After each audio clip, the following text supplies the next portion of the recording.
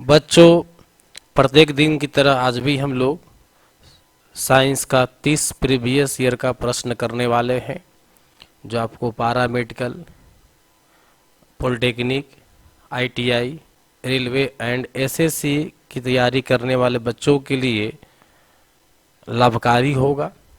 बेटा आइए, बिना समय गंवाए हुए हम लोग प्रश्न की ओर बढ़ते हैं। क्वेश्चन नंबर 1 देखिएगा। मोटर वाहनों में पश्च दृश्य दर्पण के रूप में किस दर्पण का प्रयोग करते हैं? देखो बेटा, ये मान लो कि जैसे ये गाड़ी है, ठीक है, तो गाड़ी में ई फ्रंट हो गया, यहाँ पर हेडलाइट दो हो गया, ठीक है, और यहाँ पर आपका ड्राइवर बैठा होता है। तो ड्राइवर के पास इस तरह से एक दर्पण लगा होता है, मिरर लगा होता है। जो मिरर होता है बेटा, कॉन्वेक्स मिरर होता है। क्या होता है बेटा? कॉन्वेक्स मिरर होता है, जिसको हिंदी में हम लोग उत्तल दर्पण कहते हैं। इसलिए आंसर क्या मारेंगे? सी मारेंगे। लेकिन याद रहे, गाड़ी का हेडलाइट जो है बेटा, ये वाला, अगर हेड लाइट की बात किया जाए तो हेडलाइट में जो है कनकेव मिरर का प्रयोग होता है। हेडलाइट में कनकेव मिरर का मतलब क्या हो गया? अवतल दर्पण का प्रयोग होता है। जबकि साइड मिरर में किसका प्रयोग होता है? उत्तल दर्पण में, उत्तल दर्पण का।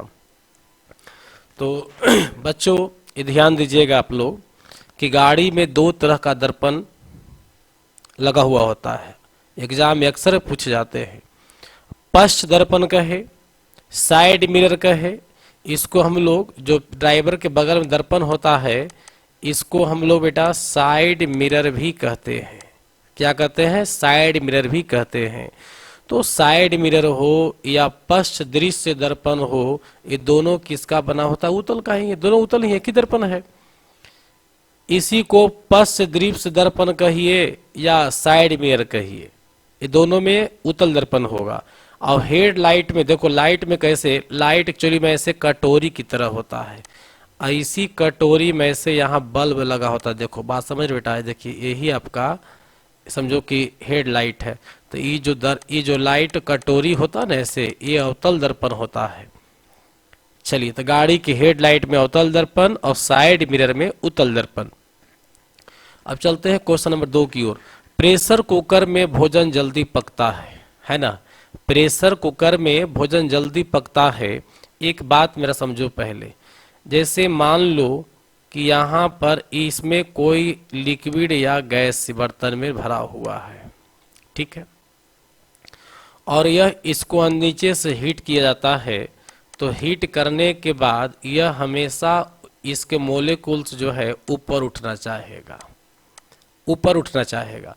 लेकिन आप जो है हाई प्रेशर से नीचे दबा दीजिएगा, हाई प्रेशर से नीचे दबा दीजिएगा, तो बेचारा ये क्या ऊपर उठ पाएगा?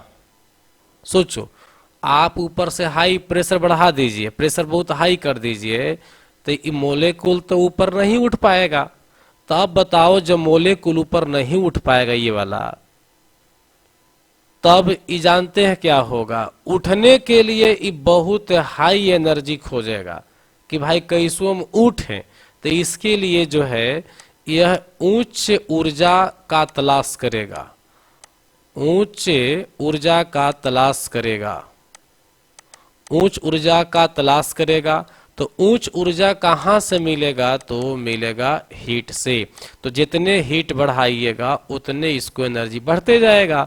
तो वही क्या होगा, जब हीट देंगे तो टेम्परेचर भी बढ़ेगा, तब टेम्परेचर भी क्या हो जाएगा? बढ़ जाएगा। तो जब जानते हैं, तब हाई प्रेशर पर उबलने के लिए टेम्परेचर हाई होना चाहिए। समझ गया? दैट मीन्स उबलने का जो कंडीशन है, समझ जाओ, उबलने का जो कंडीशन है, उबलने का जो कंडीशन है, दो कंडीशन है। एक है हाई प्रेशर पर, एक है लो प्रेशर पर। हाई प्रेशर पर टेम्परेचर जो है ज़्यादा चाहिए, और लो प्रेशर पर टेम्परेचर जो है क्या चाहिए? कम चाहिए। मतलब ये समझिए कि यहाँ पर जो है क्वथनांक कम होगा और यहाँ पर क्वथनांक क्या होगा? ज़्यादा होगा। अच्छा, क्वथनांक ही शब्द का प्रयोग क्यों किए? क्योंकि उबलने वाला जो टेम्परेचर होता है वो क्वथनांक होता है। तो इसका मतलब ये हुआ कि यहाँ पर जो क्वथनांक होगा, यहाँ पर जो क्वथनांक होगा वो कम होगा, और यहाँ पर जो क्वथनांक होगा वो क्या होगा? अधिक होगा। क्या होगा? अधिक होगा। इस प्रकार से पॉइंट नोट कर लीजिएगा कि हाई प्रेशर पर क्वथनांक उच्च होता है, हाई प्रेशर पर क्वथनांक उच्च होता है, और लो प्रेशर पर क्वथनांक निम्न होता है। लो प्रेशर पर क्वथनांक निम्न होता है। मतलब अब समझिए, अगर ये तसला में या खुला बर्तन में अगर आप खाना पका रहे हैं तो ऊपर लो प्रेशर बना रहेगा।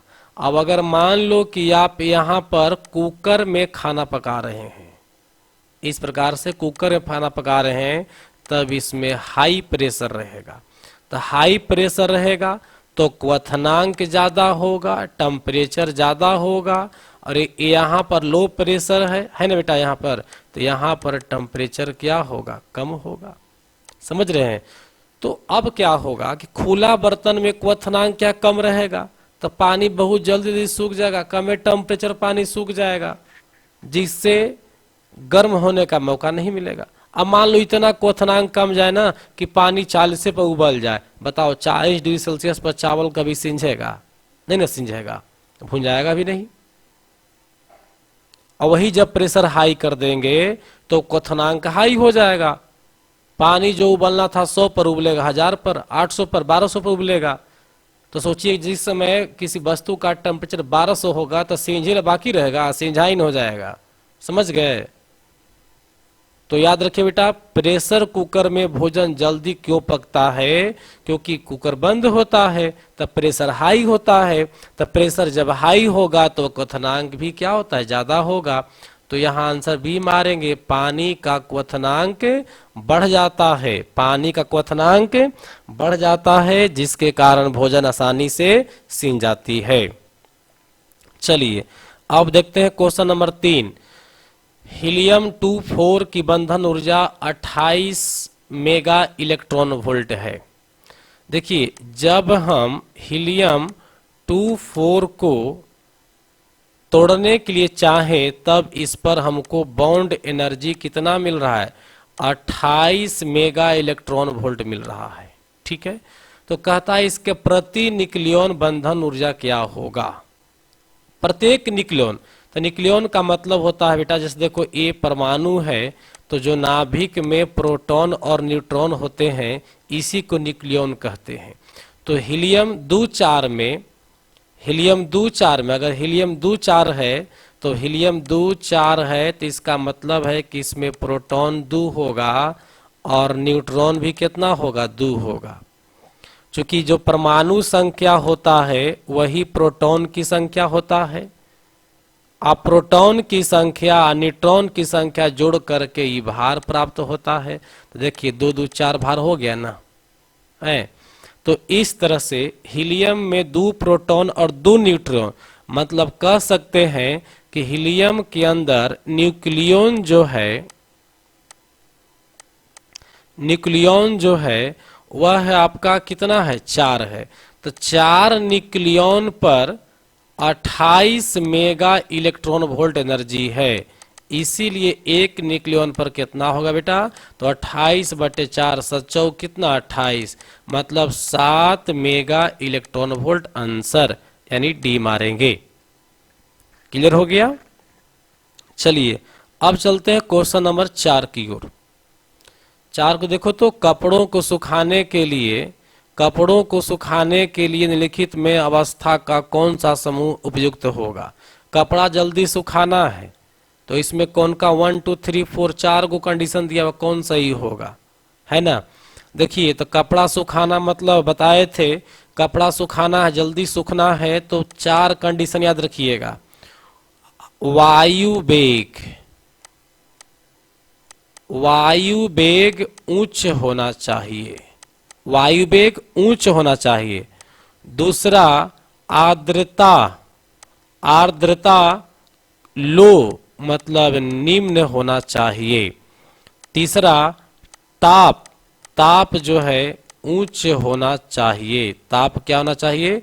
उच्च होना चाहिए। तब बताइए इन तीनों में कौन सा पॉइंट सही लग रहा है? अच्छा, आर्द्रता निम्न का मतलब समझते हैं, शुष्क हवा। अब इसमें 4 पॉइंट में वैरी कराइए, कौन वैरी होगा? प्रबल वायु बिल्कुल सही है, प्रबल वायु बिल्कुल सही है ना। उच्च आर्द्रता नहीं, आर्द्रता उच्च हो जाएगी, नमी ज्यादा रहेगा हवा में तो कपड़ा सूखेगा नहीं। आर्द्रता लो होना चाहिए, निम्न होना चाहिए। उच्च ताप जरूरी है। शुष्क हवा मतलब कम आर्द्रता वाला। जब आर्द्रता कम जाता है उसी को हम शुष्क कहते हैं, इसी को हम क्या कहते हैं? शुष्क कहते हैं। तो आंसर 1, 3, 4 किस में है? डी में है। अतः आंसर क्या होगा? डी हो जाएगा। चलिए क्वेश्चन नंबर 5 देखिए, यदि किसी परिपथ से 4 एम्पियर की धारा 200 वोल्ट प्रवाहित होती है तो उस परिपथ का पावर क्या होगा? धारा बराबर जो है 4 एम्पियर है, वोल्टेज दिया हुआ है 200 वोल्ट, तो पूछ रहा है कि पावर क्या होगा, वाट। तो पावर का फॉर्मूला वी आई पी, भी गुने आई बराबर क्या होगा? पी, यानी पावर बराबर होता है वोल्टेज गुने धारा। तो 200 गुने 4, 200 का 800 वाट आंसर। तो क्या मारिएगा? आंसर मार देंगे डी। क्लियर हो गया? चलिए अब हम लोग डिस्कस करते हैं क्वेश्चन नंबर 6 पर। क्या आप 6 नंबर का आंसर दे पाएंगे? अवरक्त विकिरणों के लिए सही तरंगदैर्घ्य है, राइट दीजिए। देखिए याद रखिएगा बेटा, एक प्रकाश, ये जो हम लोग का दृश्य प्रकाश है, जो दृश्य प्रकाश होता है इसका रेंज समझिए। दृश्य प्रकाश का रेंज जो होता है 3900 एंगस्ट्राम से लेकर के 7800 एंगस्ट्राम तक होता है, ठीक है। और जैसी इससे पार होइएगा तो यह हो जाएगा आपका अवरक्त प्रकाश, और जैसी इससे निम्न हो नीचे होइएगा तो ये हो जाएगा पराबैंगनी, पराबैंगनी। तो अब देखिए आपसे क्या पूछ रहा, अवरक्त विकिरण पूछ रहा है, तो 7800 से पार होगा, दैट मीन्स इसमें क्या मारेंगे हम लोग? 3900, 5000, 4000, 10,000, राइट। तो 10,000 भाई 7800 से पार है ना, तो इसका मतलब क्या हो जाएगा? आंसर क्या मारेंगे? डी मारेंगे। चलिए अब चलते हैं क्वेश्चन नंबर 7 की ओर। वैद्युत वैद्युत प्रेस का एलिमेंट, वैद्युत प्रेस का एलिमेंट किसका बना होता है? देखिए जितना भी तरह का ऊष्मक कुंडली होगा, ऊष्मक कुंडली, ऊष्मक कुंडली का मतलब होता है हीटिंग क्वाइल, हीटिंग क्वाइल, जितना भी तरह का हीटिंग क्वाइल होता है वह बना होता है निकल प्लस क्रोमियम का, जिसको हम लोग बोलते हैं नाइक्रोम। जिसको क्या बोलते हैं? नाइक्रोम बोलते हैं। तो नाइक्रोम में आंसर क्या हो जाएगा? सी मारेंगे। तो 7 का आंसर क्या हो जाएगा? सी। चलिए अब चलते हैं क्वेश्चन नंबर 8 की ओर।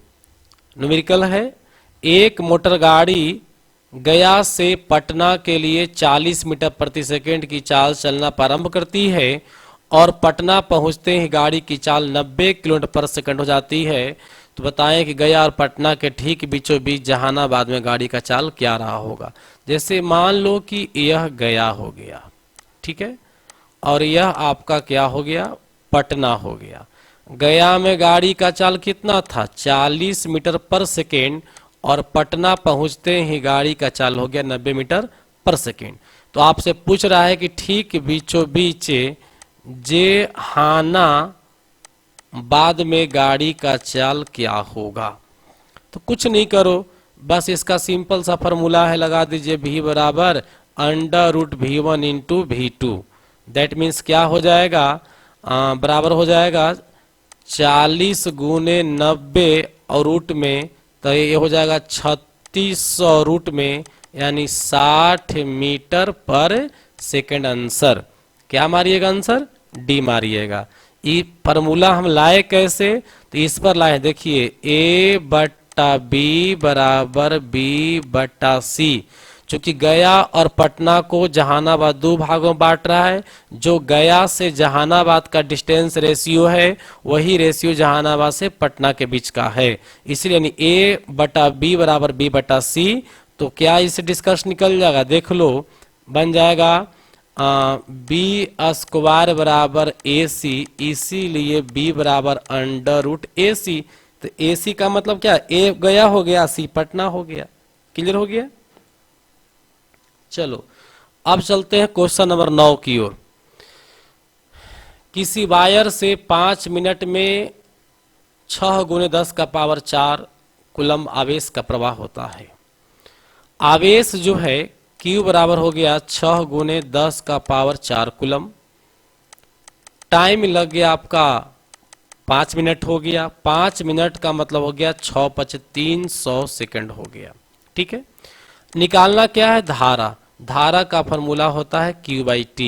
तो 6 गुने 10 का पावर 4 बटे कितना हो गया 300। 2 जीरो यहाँ काट देंगे, 2 जीरो बच जाएगा यहाँ, और द्वितीय 6 यहाँ काट देंगे, तो बराबर कितना बच जाएगा, 2 गुने 10 का पावर 2 यानी कि 200 एम्पियर आंसर होगा, जो कि बाबू ऑप्शन में नहीं है। ठीक से देख लीजिए, ऑप्शन में नहीं है, क्योंकि ऑप्शन में 200 है लेकिन कूलम्ब है, और धारा पूछ रहा है, धारा का सही मात्रा क्या होता है, एम्पियर होता है, इसलिए आंसर क्या मारिएगा, डी मारिएगा। चलिए क्वेश्चन नंबर 10 देखिए। डेबई, डेबई निम्न में किसका इकाई मात्रक है, किसका इकाई है, किसका यूनिट है। डेबई जो है चुंबकीय द्विध्रुव आघूर्ण का मात्रक है। डेबई चुंबकीय द्विध्रुव आघूर्ण का मात्रक है। आंसर क्या मारेंगे, ए मारेंगे। चलिए चलते हैं क्वेश्चन नंबर 11। धातु आयनों के पहचान के लिए, केमिस्ट्री शुरू हो गई 11 में। धातु आयनों की पहचान के लिए कौन सी गैस से प्रयोग में लाई जाती है। देखो ये बड़ा गड़बड़ लग रहा है आप लोग को कि कैसे पहचानेंगे कि धातु है, धातु ही है कि नहीं है। ये नहीं धातु है, इस निम्नलिखित में 4 गैस है ना, तो 4 गैस में से कैसे पहचानोगे कि धातु ई है कि नहीं। जैसे मान लो कि हमारे पास ये ऑब्जेक्ट एगो है, मान लो कि ए है, तो ये 4 गैस में से किस गैस से पहचान होगा कि ए जो है से मेटल है। तो देखिए कोई जांच करने का तरीका नहीं, टाइफाइड टेस्ट नहीं है, समझ गए। यहाँ टेस्ट वैसे नहीं होगा, ये क्वेश्चन अलग घुमा के दिया हुआ है। सिंपल सा एक क्वेश्चन दें, 4 ऑप्शन दे रहे हैं। ए में दे रहे हैं क्लोरीन, देख रहे हो, बी में दे रहे हैं सल्फर, बी में क्या दिए सल्फर, और सी में दे रहे हैं हम आपको सल्फर नहीं, इसको काम करो कैल्शियम कर दो, कैल्शियम और मैग्नीशियम, और डी में कर दीजिए लोहा, है ना, लोहा। तो पूछ रहा है ना कि निम्नलिखित में कौन सा इसमें से जो है एक इसको बतावेगा कि मेटल है। तो जानते हैं क्लोरीन बतावेगा, कैसे ना कि मेटल पॉजिटिव होता है और क्लोरीन निगेटिव होता है ना बाबू, तो ये फट से अट्रैक्टिव हो जाएगा, ये तीनों कुछ नहीं कर पाएगा। तो उसी प्रकार से यहाँ देख के बताना है आप लोग को कि जो कोई वस्तु है उसकी कैसे पहचान करें कि मेटल है या मेटल नहीं है। देखिए अगर वो मेटल होगा तो मेटल के साथ सल्फेट को सल्फर डाइऑक्साइड को जोड़िए, ठीक है, फिर मेटल के साथ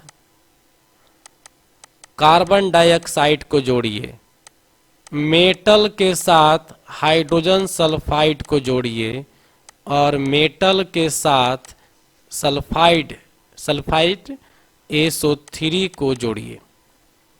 पता है सल्फर डाइऑक्साइड अपने आप में कंप्लीट कंपाउंड है, इसीलिए मेटल से भी क्रिया ये जो है से नहीं करेगा। कार्बन डाइऑक्साइड भी कंप्लीट कंपाउंड है, इसीलिए मेटल से भी क्रिया नहीं करेगा। समझ गए। हाइड्रोजन सल्फाइड ये भी कंप्लीट कंपाउंड है, मेटल से भी क्रिया नहीं करेगा। लेकिन SO3 जो है ये कंप्लीट नहीं है, बल्कि जो है मेटल का सल्फाइड बना लेगा ये, बल्कि इससे रिएक्शन होगा। यहाँ पर जो है रिएक्शन होगा, देखो तो E निगेटिव है और इससे रिएक्शन कर रहा है, ये ऑब्जेक्ट से रिएक्शन कर रहा है, इससे साफ स्पष्ट है कि मेटल होगा। तो मेटल की पहचान किससे होगी? डी से होगा।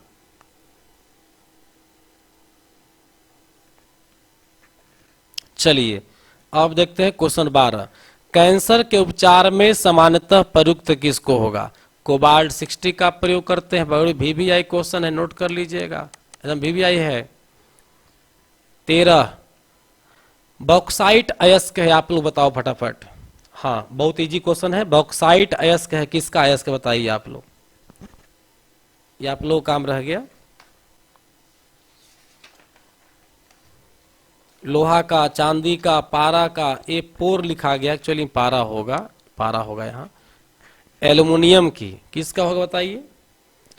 ये आपको जानना चाहिए कि बॉक्साइट जो है सबसे बेस्ट अयस्क है, ओर है, इंग्लिश में इसको ओर बोलते हैं, सॉरी ओर है। एल्युमिनियम का अयस्क है, बॉक्साइट किसका है? एल्युमिनियम का अयस्क है। चलिए अब देखते हैं 14 नंबर क्वेश्चन। हीरा कार्बन का है, क्या है? अपरूप है, बहुलक है, दोनों है, कोई नहीं है, अपर रूप है, अपर रूप है, एलोट्रोफस। आंसर क्या मारिएगा? ए। पता है बेटा कार्बन का 2 गो एलोट्रोफस होता है, बहुत सारा है लेकिन 2 गो मेन है, एक हो गया हीरा और दूसरा हो गया ग्रेफाइट। एक हीरा, दूसरा हो गया ग्रेफाइट, ये 2 गो इंपॉर्टेंट है, बाकी चारकोल है, कोल है, बहुत सारे हैं।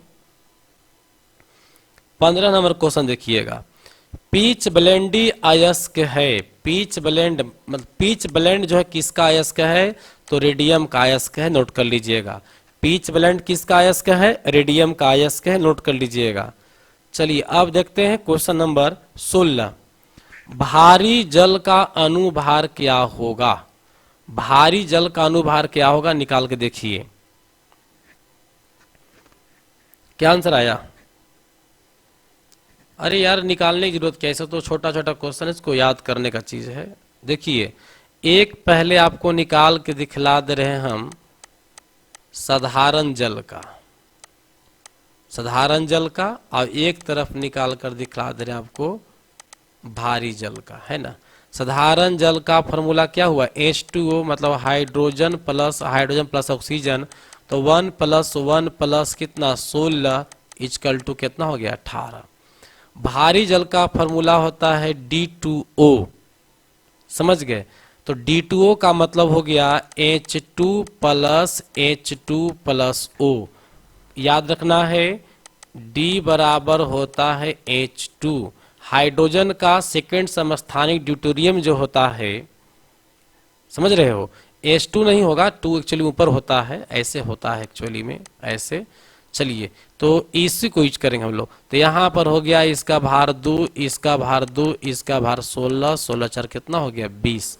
तो भारी जल का हो जाएगा 20। आंसर क्या मारेंगे? बिहार। अब अगर साधारण जल पूछता तो कितना मारते? ए मारते, 18। अब चलते हैं क्वेश्चन नंबर 17। आधुनिक आवर्त सारणी आधारित है, आधुनिक आवर्त सारणी आधारित है। देखिए ये तो यहाँ परमाणु क्रमांक के आधार पर हो जाएगा, और परमाणु क्रमांक पदहार जो ये दिए थे, ये मोसले दिए थे। कौन दिए थे? मोसले।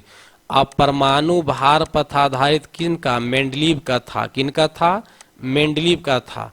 तो याद रखिएगा मेंडलीव साहब जो दिए थे वो परमाणु भार के आधार पर था, और जो मोसले दिए थे वो था परमाणु क्रमांक के आधार पर था। अब चलते हैं क्वेश्चन नंबर 18 की ओर। वेल्डिंग में कौन सा गैस प्रयुक्त किया जाता है? वेल्डिंग में कौन सा गैस प्रयुक्त करते हैं? तो वेल्डिंग के लिए हम लोग एसिटिलीन गैस और ऑक्सीजन गैस का प्रयोग करते हैं। कौन सा गैस करेंगे? एसिटिलीन गैस, और कौन सी गैस? ऑक्सीजन गैस का प्रयोग करते हैं वेल्डिंग में। चलिए अब एक क्वेश्चन जो है ना एकदम VVIE भी है, कई बार एग्जाम पूछ चुका है। चलिए अब चलते हैं क्वेश्चन नंबर 19। सीने बार, सीने बार किसका अयस्क है? अयस्क का मतलब क्या? और सीने बार अयस्क जो है पारा का है। किसका है? पारा का, Hg का, इंग्लिश में मरकरी बोलेंगे, और लैटिन में इसका नाम है हाइड्राजीरम। तो आंसर क्या हो जाएगा? पारा।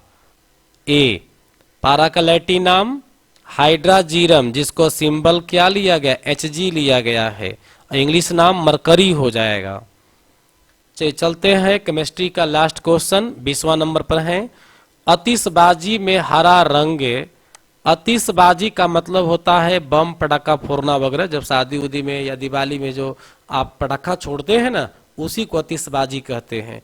आतिशबाजी में हरा रंग किसके कारण होता है? आतिशबाजी में हरा रंग होता है बेरियम के कारण। किसके कारण? बेरियम के कारण आपको पटाखा में हरा रंग उत्पन्न होता है।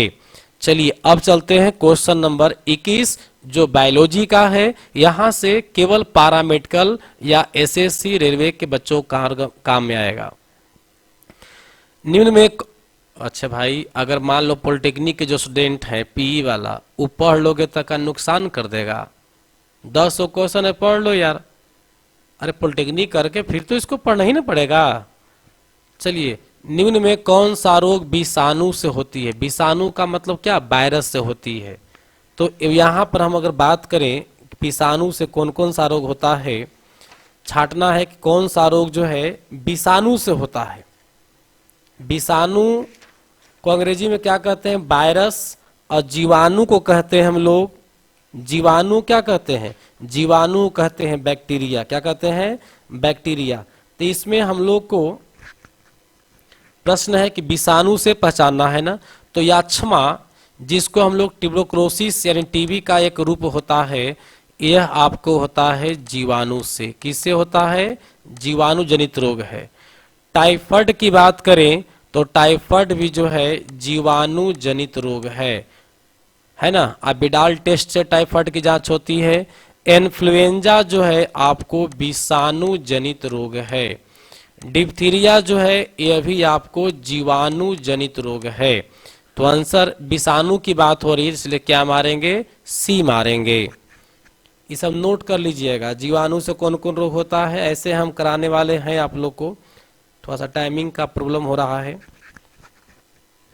नेक्स्ट, निम्नलिखित में से किस एक जंतु में त्वचा एक श्वसन अंग, मतलब त्वचा से सांस लेता है? कॉकरोच का ट्रेकिया होगा। देखो मेढक जो है ना, ये त्वचा से सांस लेता है। मेढक का श्वसन क्रिया कहाँ से होती है? त्वचा से होती है। इसीलिए आंसर क्या होगा? बिहार होगा। और सार्क वेल तो ये सब हो ही गया अपना लफड़ा बड़ा। 23 नंबर क्वेश्चन देखिए, विडाल टेस्ट, अभी जस्ट बात किए थे टाइफाइड के लिए। विडाल टेस्ट से टाइफाइड का टेस्ट है। विडाल टेस्ट से टाइफाइड की जानकारी मिलती है। एलिसा से एड्स की जानकारी मिलती है। तो विडाल टेस्ट टाइफाइड के लिए, तो टाइफाइड तो उस ऑप्शन में है ही नहीं।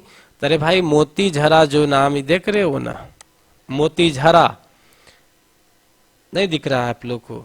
मोती झरा को ही कहते हैं टाइफाइड। टाइफाइड बोलते हैं। तो आंसर क्या हो जाएगा? ए हो जाएगा। अब आते हैं 24 नंबर में, मनुष्य का मुख्य उत्सर्जी उत्पाद क्या होता है? उत्सर्जी पदार्थ जो है वृक्क से निकलता है। अंग्रेजी में इसको हम लोग क्या बोलेंगे? किडनी बोलेंगे, या एक और इसका हिंदी नाम है गुर्दा। तो गुर्दा का मेन उत्पाद जो है हम लोग का हमारे बॉडी में, वो क्या है? यूरिया है। इसीलिए यूरिया, दैट मीन्स क्या कहेंगे? मूत्र। तो हमारा आंसर क्या बनेगा? बिहार बनेगा। चलिए अब चलते हैं क्वेश्चन नंबर 25 की ओर। कवच युक्त जंतु किस संघ के अंतर्गत आते हैं? हाँ, कवच वाला, जैसे कछुआ, घोंघा देखा है? घोंघा, घोंघा, घोंघा को देखे हैं आप लोग? घोंघा नदी में जो चलती है, मतलब घोंघा ऐसे पूरा गोल बना हुआ रहता है इस प्रकार से ऐसे। तो घोंघा जो है ना, एक मतलब कैल्शियम का स्टोन का एक बॉक्स में बंद रहता है। तो ये जाति जो है जोंक वाला या घोंघा वाला, ये मोलस्का जाति का आता है। आंसर क्या मारिएगा? सी मारिएगा। अब चलते हैं क्वेश्चन नंबर 26। स्कार्वी रोग किसकी कमी से होती है? तो स्कार्वी होता है विटामिन सी की कमी से, विटामिन ए की कमी से, नोट कर लीजिएगा, रतौंधी होता है, और बी की कमी से बेरी बेरी। हालांकि बी कमी से बहुत सारा रोग है, लेकिन एक रोग का जिक्र हम कर रहे हैं, बेरी बेरी का सिर्फ जिक्र कर रहे हैं, बेरी बेरी। विटामिन डी कमी से रिकेटस होगा। अब लग रहा है कि रिकेटस कैसा होता है सर? तो बॉडी में फुंसी फुंसी जैसा उग जाता है और कांटा जैसा दिखने लगता है, विटामिन डी कमी से होती है। और सी का तो देख ही लिए, सी कमी से क्या होता है? स्कार्वी होता है। स्कार्वी में इफेक्टिव क्या होता है बेटा? स्कार्वी में इफेक्टिव होता है मसूड़ा। क्या होता है? मसूड़ा। अब देखते हैं क्वेश्चन नंबर 27। निम्नलिखित में से कौन सा रोग विषाणुओं द्वारा उत्पन्न नहीं है? विषाणु द्वारा नहीं है से पूछ रहा है, समझ गया? तो पहला क्या है? पोलियो। पोलियो जो होता है ये विषाणु से ही होता है, लेकिन पूछ रहा है विषाणु से न होए वाला, समझ गए? चेचक भी जो है, यह भी जो है आपका विषाणु से ही होता है। एड्स भी जो है विषाणु से ही होता है। तपेदिक, जिसको हम लोग टीबी, यक्ष्मा, क्षय रोग, कई रोग से नाम जानते हैं, यह आपका किससे होता है? जीवाणु से होता है। तो आंसर डी हो जाएगा हम लोग का। जो क्वेश्चन पूछ रहा है ना कि विषाणु से न होए वाला, तो तपेदिक न होगा, क्योंकि तपेदिक किससे होता है? जीवाणु से होता है। अब चलते हैं क्वेश्चन नंबर 28 की ओर। डिप्थीरिया में कौन सा अंग प्रभावित होता है? जब डिप्थीरिया रोग हो जाएगा, समझ रहे हैं, तो कौन सा अंग जो है प्रभावित होगा? तो डिप्थीरिया में मुख्य रूप से जो है श्वास नली इफेक्टिव होता है, सांस नली जाम होने लगता है, इसमें जाल बन जाता है, ऐसे कर करके आवाज होने लगती है डिप्थीरिया में। या कई तरह के इसमें लक्षण दिखे जाते हैं, मतलब खास करके जो है ना वो श्वास से प्रॉब्लम संबंधित होता है, याद रखिएगा। यकृत किससे इफेक्टिव होगा? यकृत होगा हेपेटाइटिस से। यकृत किससे होगा? हेपेटाइटिस। हेपेटाइटिस से, या कहिए पीलिया रोग से। पीलिया रोग से या हेपेटाइटिस बी जो बोलते हो ना, वो दोनों से यकृत लिवर इफेक्टिव होता है। त्वचा तो बहुत सारा है, उसमें कुछ कह नहीं सकते हैं, बहुत सारा इफेक्टिव है। खास करके अगर त्वचा में कोई बात करें अगर हम लोग, तो एक हर्पिस एक रोग है जो त्वचा को काफी इफेक्टिव करती है। प्रतिरक्षा तंत्र, मतलब हम लोग का बॉडी में जो प्रतिरक्षा तंत्र है, प्रतिरक्षा तंत्र का काम है कि हमारे बॉडी में सूक्ष्म जीवों से होने वाले रोग को रोकना, सूक्ष्म जीवों के प्रवेश को रोकना, समझ गए? हालांकि कुछ सूक्ष्म जीव ऐसे हैं जो लाभदायक होते हैं, उनको ही नहीं रोकता है। जो हमारे बॉडी को नुकसान पहुंचाते हैं उनको ही रोकने का काम करता है, समझ गए? और इसको इफेक्टिव करता है एड्स। कौन करता है? एड्स। इसीलिए एड्स जो है, सच पूछो, कोई बीमारी नहीं है। एड्स में कोई अपना लक्षण नहीं होता है। एड्स आएगा आपका बॉडी कमजोर पड़ जाएगा, समझ गया? ये मंदिर के घंटा बन जाएगा, जे आएगा सब बजा के चल देगा। जीवाणु आएगा तो वो घर बीमारी पैदा करके चल जाएगा, विषाणु आएगा वो बीमारी पैदा करके चल जाएगा, प्रोटोजोआ आएगा बीमारी पैदा करके चला जाएगा। मैं जितना तरह सूक्ष्म जीव है वो बॉडी में निडर होकर के पूरा घूमेगा, आपको बर्बाद करेगा। कब? जब एड्स हो जाएगा तब, क्योंकि एड्स में प्रतिरक्षा तंत्र ही नहीं रहता है, सिक्योरिटी है ही नहीं। चलो अब देखते हैं क्वेश्चन नंबर 29। कालाजार निम्न में किससे उत्पन्न होने वाला रोग है? कालाजार, कालाजार निम्न में किससे होने वाला रोग है? कालाजार प्रोटोजोवा से होता है, नोट कर लीजिएगा। कालाजार किससे होता है बेटा? प्रोटोजोवा से होता है। अब हम लोग आज का अंतिम क्वेश्चन 30 नंबर 23 नंबर देखेंगे। मुंह पर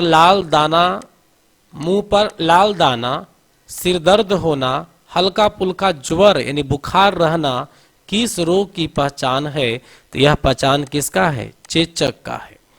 चेचक जब होता है ना तो बॉडी पर, मुंह पर, खास करके पहले मुंह से शुरुआत होता है, मुंह पर लाल दाना आ जाती है। हालांकि इसको लोग जानते हैं, इसको लोग गांव घर में माता जी कह के बुलाते हैं कि माता जी आ गए। देखो कोई माता जी पिताजी नहीं है, समझ गया। और ये कब होता है? ज़्यादातर ये अप्रैल मई महीना में होती है, गर्मी की शुरुआती और ठंडा का लास्टिंग में, समझ गए। इससे आपको बचना होगा। तो शाम में जो संजोग जलाते हैं आप लोग, घी का या जो भी है, उसके जगह पर कपूर और इलायची जलाकर घर में घुमाइए अप्रैल और मई महीना में, समझ गए। या चेचक देखिए कि शुरुआत हो गया है गांव घर में, तो आप जो है प्रतिदिन शाम में इलायची और कपूर का आरती घर में दिखाइए, संजोग दिखाइए, जिससे क्या होगा, चेचक पर कमांड हो जाएगा। देखिए अब ये देखना है, चेचक में तो पहचान देख लिए, खसरा में क्या पहचान होगा भाई? तो खसरा में जानते हो नाकी मैया, खसरा में नाकी मैया समझते हो, नाक आंख, नाक आंख से पानी निकलने लगती है, मतलब पनिया लगेगा नाक से, और आंख दोनों पनिया लगेगा। ट्रकोमा में क्या होगा कि आंख लाल हो जाएगा, आंख क्या हो जाएगा, लाल हो जाएगा एकदम ना। देखो कभी कभी गर्मी के दिन में एकदम आंख लाल, बोलते हो कि आंख आ गया है। हालांकि आज से 10 साल पहले आंख आने का खूब शिकायत था, लेकिन अब आंख आना बहुत कम गया है। आप देखिए अब उतना लोग को आंख नहीं आता है। हाँ अभी भी आंख आता है। जो गांव के लोग हैं ना, मतलब वैसे लोग जो अपनी शुद्धता पर ध्यान नहीं देते हैं, निहान पिचन पर ध्यान नहीं देते हैं, उन लोग को आंख आती है। आंख ऐसी गर्मी का मौसम आवे तो सुबह शाम दिन भर में 4 बार 5 बार आंख पर ठंडा पानी मारिए, आंख लाल नहीं होगा। और वही अगर आंख लाल हुआ शुरू में तो पूरा अगर छा गया तो ट्रेकोमा का रूप ले लिया। काला जार में क्या होता है? काला जार में जो है तेज बुखार रहेगा। काला जार में क्या रहेगा? तेज बुखार, मतलब बुखार मतलब क्या, ज्वर, ज्वर, ज्वार नहीं ज्वर होता है। क्लियर हो गया बेटा? तो आज का क्लास हम लोग यहीं स्टॉप करेंगे। अच्छा आज हमारा मन कर रहा है ना कि आज जितना भी क्वेश्चन के से एक बार स्पीड में रिवीजन हो जाए, रिकॉल हो जाए। शुरू करें? चलिए देखिए 1 नंबर से आते हैं। चलिए मोटर वाहनों में कौन सा दर्पण यूज करेंगे? चलो देखो हेडलाइट में कौन सा दर्पण यूज होगा, फटाफट आंसर दो। हेडलाइट में अवतल दर्पण, याद हो रहा है? हेडलाइट में अवतल दर्पण और साइड मिरर में उत्तल दर्पण। हेडलाइट में अवतल दर्पण, साइड मिरर में उत्तल दर्पण। क्वेश्चन नंबर 2, प्रेशर कुकर में भोजन जल्दी पकता है। उच्च दाब के कारण क्वथनांक बढ़ जाता है, जिससे भोजन आसानी से सिंज जाता है। पहाड़ पर खाना बनाना कठिन होता है, क्योंकि पहाड़ पर वायु दाब कम होता है। पहाड़ पर वायु दाब कम होता है, जितने ऊपर जाइएगा ना उतने वायु दाब कमेगा, तो वायु दाब कमेगा तो क्वथनांक कम जाएगा, पानी 100 से नीचे पहले ही उबल जाएगी, तो सिंचने का मौका मिलेगा नहीं। समझ रहे हैं? हालांकि कुकर में कहीं बनाओ कोई फर्क नहीं पड़ेगा, क्योंकि कुकर बंद होता है ना। चलिए क्वेश्चन नंबर 3 न्यूमेरिकल है, छोटा हो इसको। कपड़ों का सूखने के लिए हवा का वेग तेज होना चाहिए। घर में पोछा मारते हो, याद है, पंखा चालू करते हो। आर्द्रता कम होना चाहिए, टेम्परेचर हाई होना चाहिए, हवा शुष्क होना चाहिए।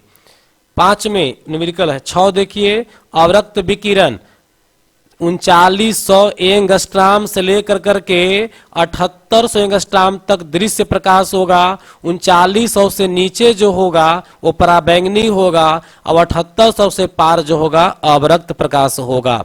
चलिए 7 नंबर में विद्युत प्रेस का एलिमेंट किसका बना होगा? छोड़ दो विद्युत प्रेस, विद्युत प्रेस हो, हीटर हो, जितना तरह का उष्मक कुंडली जो गर्म होने वाला है सब किसका बना होगा? नाइक्रोम का बना होगा। चलिए आगे देखिएगा, एक न्यूमेरिकल है। डेबई किसका मात्रक है? चुंबकीय द्विध्रुव आघूर्ण का।